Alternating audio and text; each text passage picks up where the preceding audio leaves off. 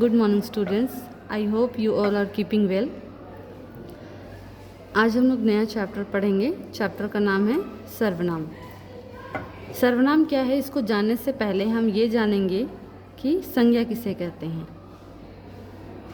हमारे आसपास जितने भी चीज़ें हैं, थिंग्स, इंसान, जो भी चीज़ हम अपने आसपास देखते हैं जिनका एक नाम है, उन सभी नामों को हम, जो नाम वाले शब्द हैं, उनको हम संज्ञा कहते हैं। तो सर्वनाम संज्ञा के बदले में प्रयोग किया जाता है। जैसे हम यहाँ पे उदाहरण में देखते हैं, सीता पानी भर रही है। यहाँ सीता संज्ञा है और नेक्स्ट वाक्य है वह पानी भर रही है। सीता शब्द जो है वो संज्ञा है और संज्ञा के बदले में वह शब्द प्रयोग किया गया है। तो ये जो वह शब्द है वो सर्वनाम शब्द हो गया। दूसरा है आशा ने खाना बनाकर रख दिया है। आशा शब्द संज्ञा शब्द है और उसके बदले में प्रयोग किया गया शब्द है उसने। उसने शब्द सर्वनाम शब्द है। उसने खाना बनाकर रख दिया है। राम, श्याम और अमन आ गए हैं। राम, श्याम और अमन के बदले में जो शब्द आया है वो है वे। तो वे शब्द यहाँ पे सर्वनाम शब्द हैं। उपर्युक्त वाक्यों में सीता, आशा, राम, श्याम और अमन संज्ञा शब्द हैं और इनके स्थान पर क्रमशः वह, उसने और वे शब्दों का प्रयोग किया गया है। इस प्रकार संज्ञा के स्थान पर प्रयोग किए जाने वाले शब्दों को सर्वनाम कहते हैं। परिभाषा है, ऐसे शब्द जो संज्ञा के स्थान पर प्रयोग किए जाते हैं उन्हें सर्वनाम कहते हैं। तो हम लोगों ने देखा कि जो शब्द संज्ञा शब्दों के बदले में प्रयोग आते हैं उन शब्दों को हम सर्वनाम शब्द कहते हैं। सर्वनाम के भेद, सर्वनाम के 6 भेद हैं। पहला है पुरुषवाचक सर्वनाम, दूसरा है निश्चयवाचक सर्वनाम, तीसरा अनिश्चयवाचक सर्वनाम, चौथा संबंधवाचक सर्वनाम, पांचवा प्रश्नवाचक सर्वनाम और छठवां निजवाचक सर्वनाम। पहला है पुरुषवाचक सर्वनाम। जो सर्वनाम शब्द बोलने वाले, सुनने वाले व किसी अन्य व्यक्ति के लिए प्रयोग किए जाते हैं उन्हें पुरुषवाचक सर्वनाम कहते हैं। जैसे वह, तुम, मैं, वे आदि। जैसे जब व्यक्ति एक दूसरे से बात करते हैं, जैसे 2 लोग बात कर रहे हैं, तो जो बोलने वाला होता है उसको वक्ता बोलते हैं, जो सुनने वाला श्रोता। अगर हम कुछ बातें कर रहे हैं तो जाहिर सी बात है कि सामने वाले को भी कोई सुनेगा तभी हम बात कर सकते हैं, अकेले हम बात नहीं कर सकते हैं। तो अगर कोई बोलने वाला है तो वो क्या प्रयोग कर रहा है, जो सुनने वाला है उसके लिए बदले में जो नाम है, अगर कोई सीता नाम की सामने में खड़ी है तो उसके लिए हम कौन सा शब्द प्रयोग करेंगे, है ना।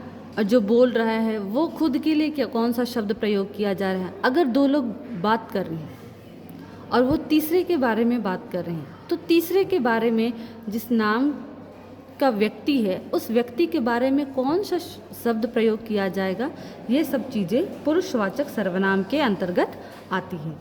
जैसे पहला है उदाहरण, मैं गांव जाऊंगी। यहाँ पे वक्ता खुद है, वो खुद के बारे में बोल रहा है कि मैं गांव जाऊंगी। दूसरा है तुम्हारा घर अच्छा है। दूसरा व्यक्ति, 2 व्यक्ति के बीच में कन्वर्सेशन हो रहा है, उसमें ये कहा जा रहा है कि तुम्हारा जो घर है वो बहुत अच्छा है। तो वहाँ पर व्यक्ति का नाम ना लेकर के सर्वनाम शब्दों का प्रयोग किया गया है। पुरुषवाचक सर्वनाम 3 प्रकार के हैं। पहला है उत्तम पुरुषवाचक सर्वनाम, दूसरा है मध्यम पुरुषवाचक सर्वनाम, तीसरा है अन्य पुरुषवाचक सर्वनाम। पहला है उत्तम पुरुषवाचक सर्वनाम। जिस सर्वनाम का प्रयोग बोलने वाला अपने लिए करता है, मतलब वक्ता खुद के लिए जो शब्दों का प्रयोग करता है, वक्ता जो शब्द अपने लिए प्रयोग करेगा उन शब्दों को बोला जाएगा उत्तम पुरुषवाचक सर्वनाम। जैसे मैं, मैंने, हम, मेरा, हमने, हमारा आदि। तो जो वक्ता होता है वो अपने लिए जिन जिन शब्दों का प्रयोग करेगा उन शब्दों को हम उत्तम पुरुषवाचक सर्वनाम के अंतर्गत लाएंगे।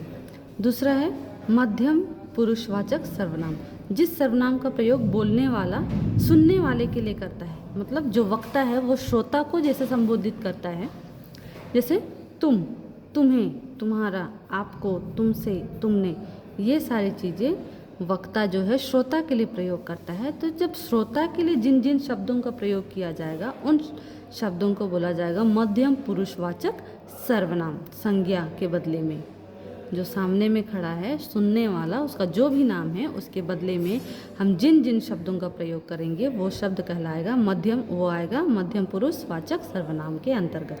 तीसरा है अन्य पुरुषवाचक सर्वनाम, जिस सर्वनाम का प्रयोग बोलने वाला सुनने वाले के अतिरिक्त किसी अन्य पुरुष के लिए करता है उन्हें पुरुषवाचक सर्वनाम कैसे कहते हैं, जैसे उसका, उसने, वे आदि।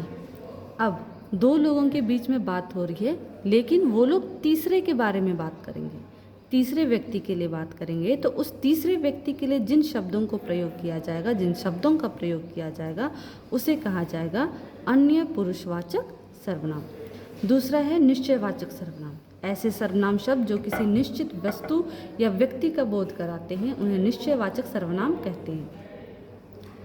मतलब कुछ भी है, संज्ञा चीज़ है, उसके लिए एक निश्चित संज्ञा चीज़ है, उसके लिए हम प्रयोग करेंगे जिन जिन शब्दों को उन्हें हम कहेंगे निश्चयवाचक सर्वनाम, और वो है यह, ये, वह, वे, ऐसे, इनमें। जैसे यह कुर्सी पिताजी की है, वह मेरा पेन है। मतलब किसी चीज़ को दिखा करके हम बोल सकते हैं, तो इसको हम बोलेंगे निश्चयवाचक सर्वनाम। उसमें निश्चित है, हम एक पर्टिकुलर चीज़ को वहाँ पे दिखा करके बोल रहे हैं। तीसरा है अनिश्चयवाचक सर्वनाम, ऐसे सर्वनाम शब्द जो किसी अनिश्चित वस्तु या व्यक्ति का बोध कराते हैं उन्हें अनिश्चयवाचक सर्वनाम कहते हैं, जैसे कुछ, कोई, किन्हीं, किसी, थोड़ा आदि। अब ऐसे सर्वनाम, ऐसे संज्ञा शब्द जो निश्चित ही नहीं है उनके लिए हम जिन शब्दों का प्रयोग करेंगे उनको हम कहेंगे अनिश्चयवाचक। मतलब कुछ निश्चित नहीं है, अगर हम कुछ मांग रहे हैं तो हम पर्टिकुलर चीज़ का नाम लेके नहीं मांग रहे, हम लोग बोलो कुछ भी दे दो, है ना। जैसे यहाँ पे राम के यहाँ कोई आया, कौन आया पता नहीं है पर कोई तो आया है, जो आया है वो तो संज्ञा है, तो उसके बदले में यहाँ कोई शब्द का प्रयोग किया गया है। गिलास में थोड़ा सा दूध है, दूध है लेकिन कितना है, थोड़ा है, ज़्यादा नहीं है। वहाँ पर कोई निश्चित नहीं है कि कितना है, बता रहा है गिलास में कितना है।